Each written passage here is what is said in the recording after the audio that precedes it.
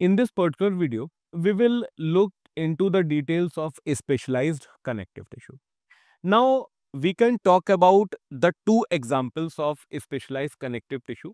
The first is the skeletal tissue and the second is the vascular tissue. Now, the function of skeletal tissue is to provide support, and that is why it is called as supportive connective tissue. It is of two types, that is cartilage and bones. The vascular connective tissue, it is the fluid connective tissue, and the two types of vascular tissue are the blood and lymph. We will talk about description of skeletal tissue, that is cartilage and the bones. Now, any connective tissue that we talk about, it has three different parts. The first part is the ground substance. We can also call it as matrix or intercellular material.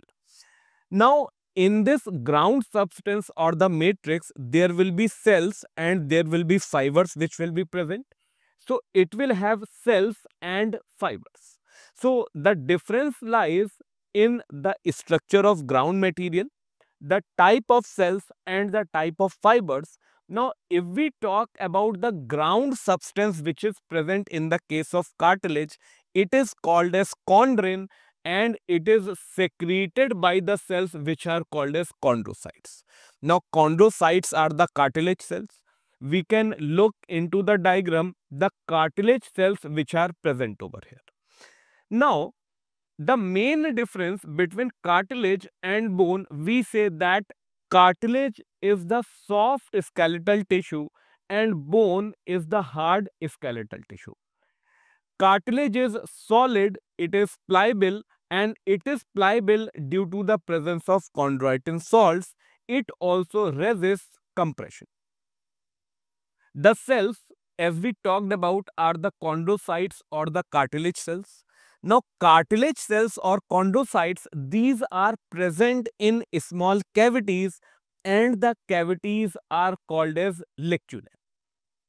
The fibers mostly are the collagen and that is how the structure of cartilage is formed. The common cartilages which are present in our body. Now, skeleton of vertebrate embryos, it is formed of cartilage. Now, after the birth, most of the cartilage will be replaced by bones. Cartilage are present at the ends of long bones in limbs and hands. These are present in intervertebral disc, that is the discs that are present between the vertebrae.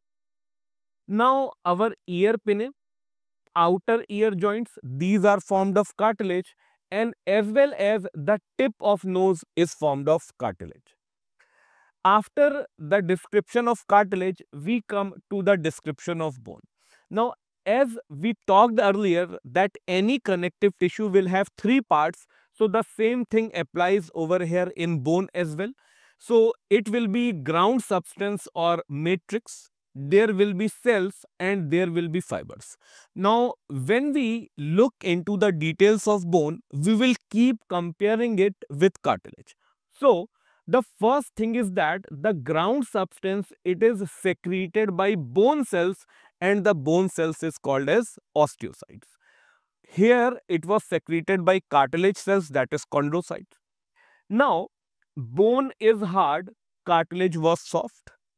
Bone will be hollow. It will be hollow because bone marrow can be present inside bones. Next, bone will be non-pliable. That is, you cannot press the bone and this is due to the presence of calcium salt. In the case of cartilage, it was pliable and it was due to presence of chondroitin salt, and non-pliable bone will be due to calcium salts. Talking about the cells, it is osteocytes or bone cells. Now, osteocytes or bone cells are also present in small cavities and the cavity is called as lacunae. The same lacunae was present in the case of this cartilage also. Now, in this particular diagram, these small structures which are shown here, these are actually the osteocytes. Bone is rich in collagen fibers. Now, bone, we can say it is a very hard tissue present in the body, and strength of bones, it is due to two things. The first thing is the calcium salts, and the second thing is collagen fibers.